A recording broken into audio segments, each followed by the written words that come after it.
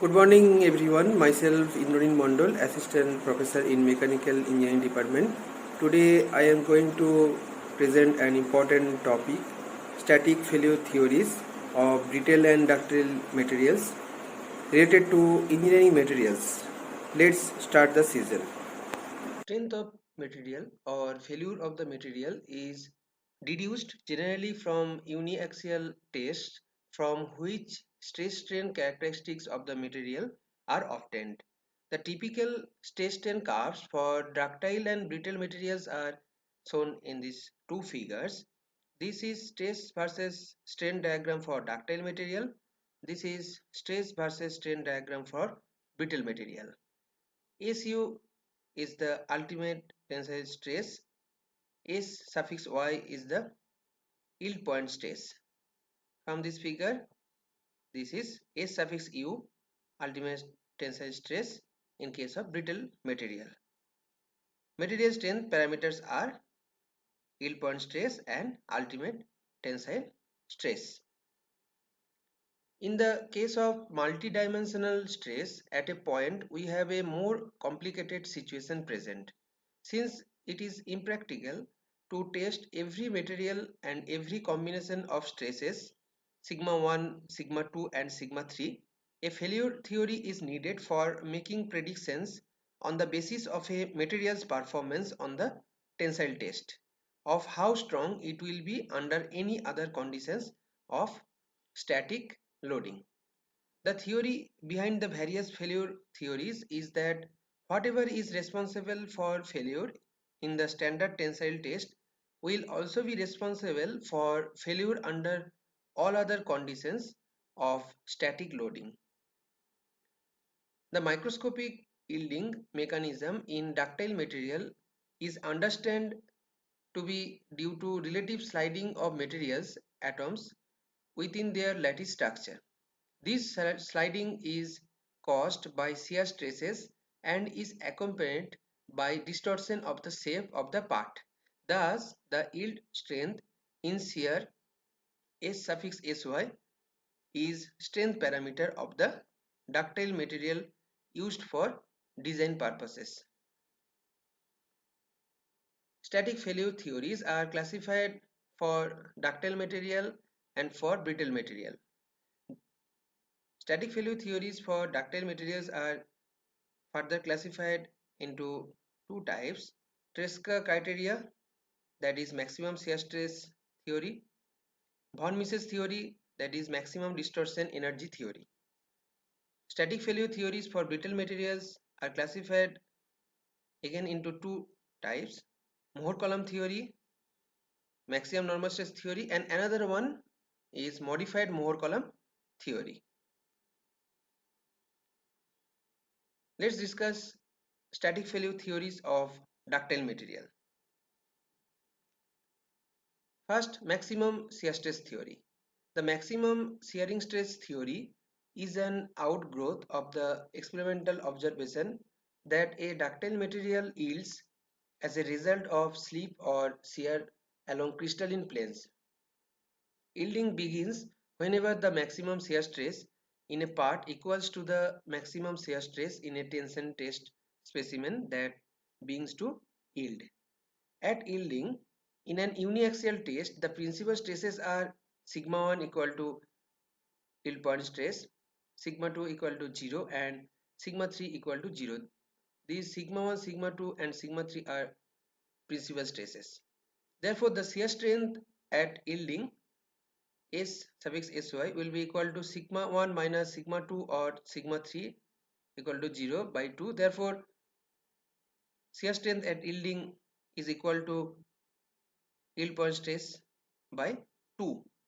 The safety factor for maximum shear stress theory is given capital N equal to shear strength at yielding by maximum shear stress. This diagram depicts stress, normal stress, and this is shear stress, tau 2/3, tau half, and tau 1/3 will be equal to tau max. Tau half equal to sigma 1 minus sigma 2 by 2, tau 2/3 is equal to sigma 2 minus sigma 3 by 2 tau 1/3 is equal to maximum shear stress is equal to sigma 1 minus sigma 3 by 2. Von Mises theory. It has been observed that a solid under hydrostatic external pressure, that is volume element subjected to three equal normal stresses, can withstand very large stresses. When there is also energy of distortion or shear to be stored, as in the tensile test, the stresses that may be imposed are limited. Since it was recognized that engineering materials could withstand enormous amounts of hydrostatic pressures without damage, it was postulated that a given material has a definite limited capacity to absorb energy of distortion, and that any attempt to subject the material to greater amounts of distortion energy result in yielding failure. This is all about von Mises theory. Total strain energy. This diagram depicts stress versus strain diagram, and capital U is the total strain energy at any point. Assuming that the stress strain curve is essentially linear up to yield point, we can express the total strain energy at any point in that range as equal to half of sigma into epsilon, that is stress into strain into half. Extending this to three-dimensional case, total strain energy is equal to half of, in first bracket, sigma 1 epsilon 1 plus sigma 2 epsilon 2 plus sigma 3 epsilon 3, where sigma 1, sigma 2 and sigma 3 are principal stresses and epsilon 1, epsilon 2 and epsilon 3 are principal strains. Expressing strains in terms of stresses as given in these three equations. Epsilon 1 equal to 1 by E is Young's modulus. In third bracket, sigma 1 minus mu, sigma 2 plus sigma 3. Epsilon 2 is equal to 1 by capital E, sigma 2 minus mu, sigma 1 plus sigma 3. Sigma 3 is equal to 1 by capital E, sigma 3 minus mu, sigma 2 plus sigma 1. This is Poisson's ratio.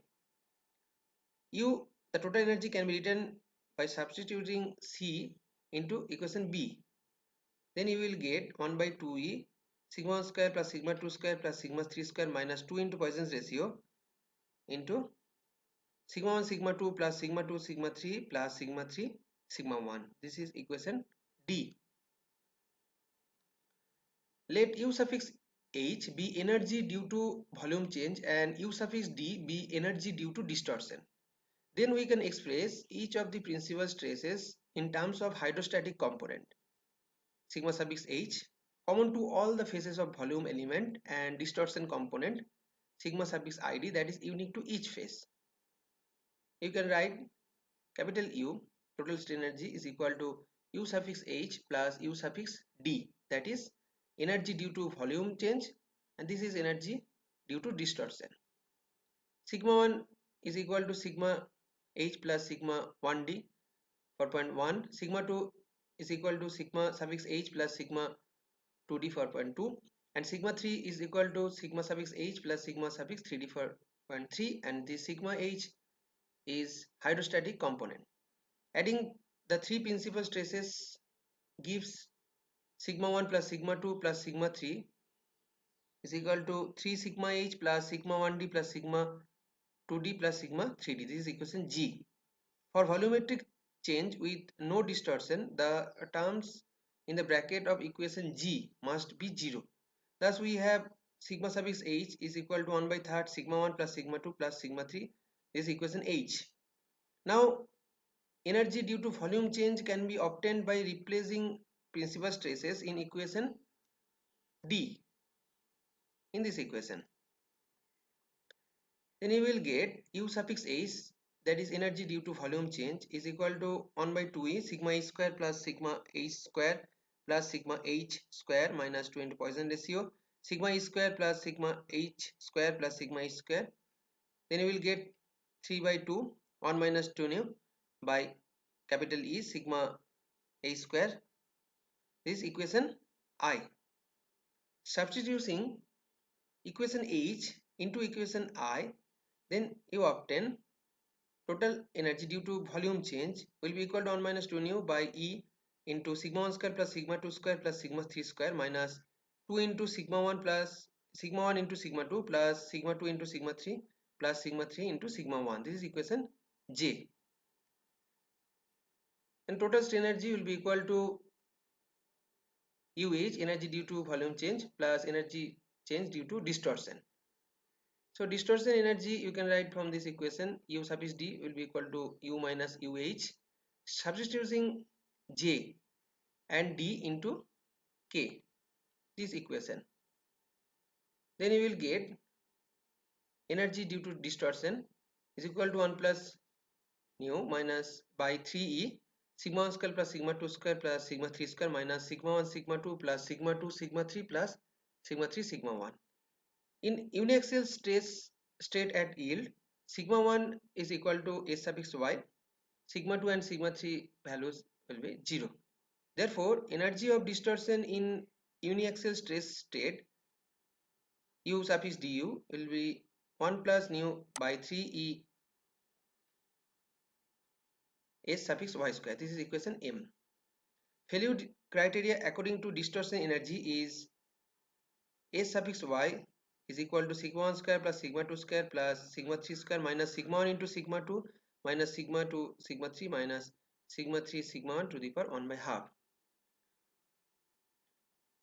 Distortion energy theory states that failure by yielding under a combination of stresses occurs when the energy of distortion equals or exceeds the energy of distortion in the tensile test when the yield strength is reached. According to theory failure criteria, that is, yield point stress is equal to root over of sigma 1 square plus sigma 2 square plus sigma 3 square minus sigma 1 sigma 2 minus sigma 2 sigma 3 minus sigma 3 sigma 1. For two-dimensional stress state, that is sigma 2 is equal to 0, the equations reduces to yield point stress is equal to root over of sigma 1 square plus sigma 3 square minus sigma 3 into sigma 1. These are all about static failure theories for ductile material. Let's discuss static failure theories of brittle material. Static failure theories for brittle materials. Brittle materials fracture then yield. Brittle fracture in tension is considered to be due to normal tensile stress alone, and thus the maximum normal stress theory is applicable. Brittle fracture in compression is due to some combination of normal compressive stress and shear stress. Even and uneven materials. Some wrought materials such as fully hardened tool steel can be brittle. These materials tend to have compressive strength equal to their tensile strengths. They are called even materials. Many cast materials such as grey cast iron are brittle but have compressive strengths much greater than their tensile strengths. These are called uneven materials. For uneven materials, tensile strength is due to presence of microscopic flaws in the castings which when subjected to tensile loading serve as nuclei for crack formation. When subjected to compressive stress, these flaws are pressed together, increasing the resistance to slippage from shear stresses. Grey cast irons typically have compressive strengths 3 to 4 times their tensile strengths, and ceramics have been larger ratios. Another characteristic of some cast brittle materials is that their shear strength can be greater than their tensile strength, falling between their compressive and tensile strengths. More circles for both compression and tensile tests of an even and uneven materials are shown below. This is Mohs cycle for even material, this is Mohs cycle for uneven material. The lines tangent to these circles constitute failure lines. For all combinations of applied stress between the two circles, the area enclosed by the circles and the failure lines represents a safe zone. In the case of even material, the failure lines are independent of the normal stresses and are defined by the maximum shear strength of the material. This is consistent with the maximum shear stress theory.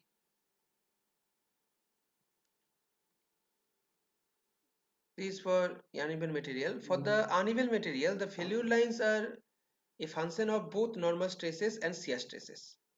For compressive regime, as the normal stress component becomes increasingly negative, that is more compression, the material's resistance to shear stress increases. Mod of S suffix UC, that means ultimate compressive stress, greater than mod of ultimate tensile stress. These two lines are failure lines. The interdependence between shear and normal stress is confirmed by experiment for cases where the compressive stress is dominant, specifically where the principal stress having the largest absolute value is compressive. However, experiments also show that in tensile stress dominated situations with uneven brittle materials, failure is due to tensile stress alone. The shear stress appears not to be a factor in uneven materials if the largest absolute value is tensile. Let us discuss maximum normal stress theory. The maximum normal stress theory shown for even materials could be used as the failure criteria for brittle materials in static loading if compressive and tensile strengths were equal for even material. The maximum normal stress theory envelopes for an uneven material as the asymmetric square of half dimensions A suffix ut, that is ultimate tensile stress, and minus A suffix uc, compressive ultimate compressive stress, is also shown. This failure envelope is only valid in the first and third quadrant as it does not account for the interdependence of normal and shear stresses which affects second and fourth quadrants. This dotted line shows maximum stress theory for even material, and this line is for maximum stress theory for uneven material. This coordinate is will be equal to minus S suffix uc 0, and this coordinate is S suffix ut comma 0. This is for sigma 3, sigma 1, this is for sigma 2, and this is 0 comma minus SUC. Let's discuss Mohr column theory. The Mohr column envelope attempts to account for the interdependence by connecting opposite constants of these quadrants with diagonals. The figure shows some gray cast iron experimental test data superposed on the theoretical failure envelopes. The failures in the first quadrant fit the maximum normal stress theory line. The failures in the fourth quadrant fall inside the maximum normal stress line, indicating its unsuitability. Also, experimental data fall outside the Coulomb-Mohr line, indicating its conservative nature. This observation leads to the modification of the Coulomb-Mohr theory to make it better fit the observed data. This diagram depicts this theory. This is for modified Mohr-Coulomb theory. This is for Mohr-Coulomb theory. Sigma suffix UC, these are sigma suffix UT. These data are for gray cast iron. Modified Mohr column theory. The actual failure data in the above figure follow the even material. Maximum normal stress theory enveloped down to a point S suffix ut, that means ultimate tensile stress, comma negative S suffix ut below the 1 axis, and then follow a straight line to 0 comma minus SUC. The set of lines shown by solid line is the modified Mohr column theory envelope. This is modified Mohr column theory. It is the preferred failure theory for uneven brittle materials in static loading. If the two-dimensional principal stresses are ordered as sigma 1 greater than sigma 3 and sigma 2 equal to 0, then only the first and fourth quadrants need to be drawn as shown in this figure. This is for minus SUC 0, this is for SUT 0, this is SUT, SUT, this is for minus SUT, SUT, this is for 0 minus comma comma minus ACUC, and this for 0 comma ACUT. This for sigma 3 and this for sigma 1 as sigma 2 equal to 0. Point A represent any stress state in which the two non-zero principal stresses sigma 1 and sigma 3 are positive. Failure will occur when the load line OA crosses the failure envelope at A dashed. The safety factor for this situation can be expressed as is equal to ultimate tensile stress by sigma 1. If the two non-zero principal stresses have opposite sign, then two possibilities exist for failure as depicted by points B and C. The only difference between these 2 points is the relative values of their two stress components sigma 1 and sigma 3. The load line OB exists the failure envelope at B dashed above the points ACUT, minus ACUT, and the safety factor for this case is the same as the previous equation.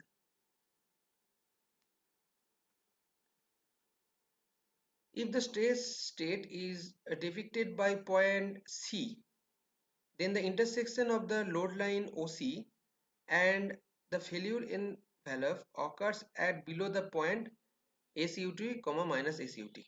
The safety factor can be found by solving for the intersection between the load line OC and failure line, and is given by capital N equal to ACUT into ACUC by ACUC into sigma 1 minus ACUT into sigma 1 plus sigma 3. If the stress state is in the fourth quadrant, both of these equations would be checked and the resulting smaller safety factor used. These are all about static failure theories for ductile material and brittle materials. If you want to get more videos, please like, share and subscribe my channel. Thank you.